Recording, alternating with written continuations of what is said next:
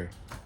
Senator Susan Collins, a key centrist vote in the Senate, said Saturday that the upper chamber should not vote to confirm late Supreme Court Justice Ruth Bader Ginsburg's successor before the election, and that the nominee should be chosen by whoever wins on November 3rd. Given the proximity of the presidential election, I do not believe that the Senate should vote in the nominee prior to the election, Collins said in the statement. In fairness to the American people who will either be re-electing the president or selecting a new one, the decision on a lifetime appointment to the Supreme Court should be made by the president who was elected on November 3rd. Collins, however, said she would have no objection to the Senate Judiciary Committee beginning the process of reviewing the credentials of the person President Trump is expected to nominate in the next several days. The president said he will make his selection without delay, which Collins said is within Trump's constitutional authority. But she said in order for the American people to have faith in their elected officials, we must act fairly and consistently no matter which political party is in power. So Collins is in the race of her life.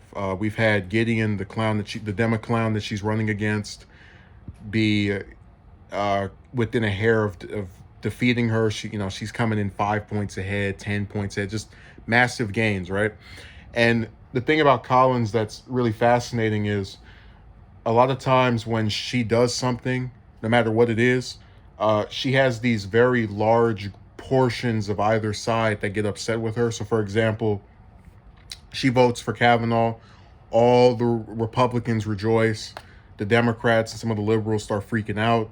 I didn't, because I know what her voting record is when it comes to Supreme Court nominees, but we'll get to that later.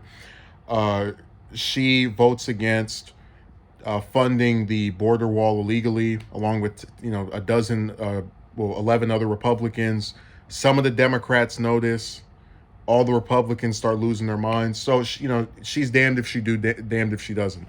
But what I like about this is that she's actually trying to be consistent, because the word hypocrite is being stamped on the heads of every single Republican that is expressing support for Trump getting to pick somebody and have them confirmed after what happened with Garland. So she is one of the few that's actually trying to be consistent. Now, going back to what I said about her Supreme Court votes, you can look at Kavanaugh and Gorsuch, who a lot of people like to forget even got nominated and confirmed by the Senate. Both of those were Trump's judges for the Supreme Court, or nominees rather, and they were both voted for by Collins. And then Sotomayor and Kagan, who were the two nominees of Obama that were successful, that actually had their confirmation vote come up, they were both supported by Collins. So she's shown that pretty much regardless of which side she's on, or which side the person who's nominated is on, she will vote to support them. And that means that even if, let's say, she's opposed to, what's a good way of saying it, whoever, this decision of having someone come up for a vote before the election's decided, she might still vote for who the nominee is. And again, I don't really have a problem with it, because people don't like to accept the fact that politicians are hypocrites that think in ways that are either benefiting to themselves or benefiting to their team. So while it would be beneficial to people to display this idea of, we're not going to put anyone forward during a presidential election year, it's more beneficial to their team to confirm someone in the last 2 months before the election.